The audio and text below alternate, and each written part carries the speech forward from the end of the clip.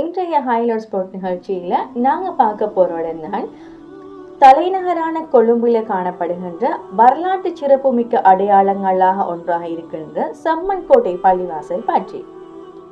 Colombo 2 company தெரு பகுதியில் அமைந்திருக்கின்ற இந்த பள்ளிவாசல் இலங்கையில மிகவும் பழமையான மற்றும் கட்டிடக்கலைகளுக்கு முக்கியத்துவம் வாய்ந்த இஸ்லாமிய வழிபாட்டு தலங்கள்ல ஒன்றாக காணப்படுகிறது. சுமார் 200 ஆண்டுகளுக்கு மேலான வரலாற்று கொண்ட இந்த பள்ளிவாசல் இந்த பகுதியினுடைய பன்முகத்தன்மைக்கும் நீண்ட கால முஸ்லிம்கள் குடியேற்றங்களுக்கும் சான்றாக திகழ்கிறது.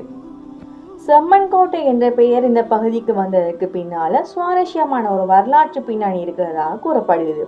அதாவது போர்த்துகேயர் மற்றும் டச்சு கால பகுதியில இந்த பகுதியில் அமைந்திருந்த கோட்டை அல்லது மண் அரண்கள் சிவப்பு நிற மண்ணால் அமைக்கப்பட்டிருந்தது. இதன் காரணமாகத்தான் இந்த பகுதிக்கு செம்மன் கோட்டைன்னு சொல்லி அழைக்கப்படுகிறார். இந்த பெயர்லயே இந்த பள்ளிவாசலும் இன்றைக்கு வரைக்கும் நிலை பெற்றிருக்குது. செம்மன் கோட்டை பள்ளிவாசலுடைய கட்டிடக்கலை எப்படின்னு சொன்னா நவீன மற்றும் பாரம்பரிய இஸ்லாமிய கட்டிடக்கலைகள்ல ஒரு கலவையாக காணப்படுகிறது.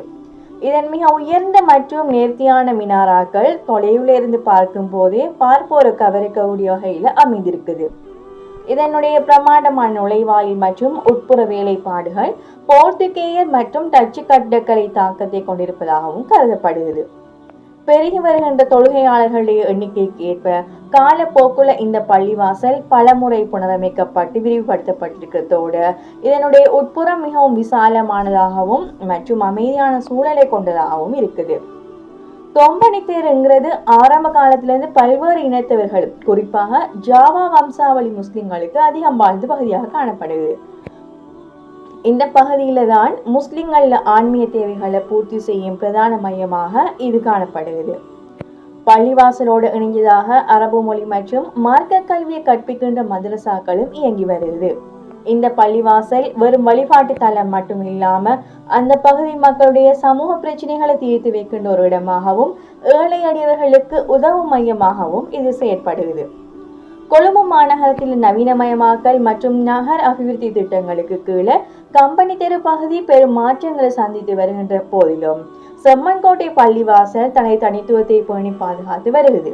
புனித ரமலான் மாதத்தில் இங்கு நடைபெறும் நோன்பு திறப்பு நிகழ்வுகள் மற்றும் விசேட தொழுகைகளையும் ஆயிரக்கணக்கான மக்கள் கலந்து கொள்கின்றார்கள்.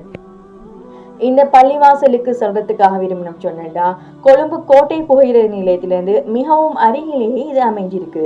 இதன் பழமையான தோற்றமும் அமைதியான சூழலும் நம்மளை இந்த வரலாற்று பயணத்துக்கு அழைத்து செல்லக்கூடியதாக காணப்படுது. இந்த பள்ளிவாசல் இலங்கையுடைய மத நல்லிணக்கத்துக்கும் கலாச்சார பாரம்பரியத்துக்கும் ஒரு மகுடமாக இன்றைக்கு வரைக்கும் காட்சியளிக்குது. இன்னும் ஒரு ஹைலைட் ஸ்பாட் நிகழ்ச்சியினூடாக உங்கள் அனைவரையும் சந்திக்கும் வரை உங்களிடமிருந்து விடைபெறும் நான் நுசைரா புர்ஹானுதீன்.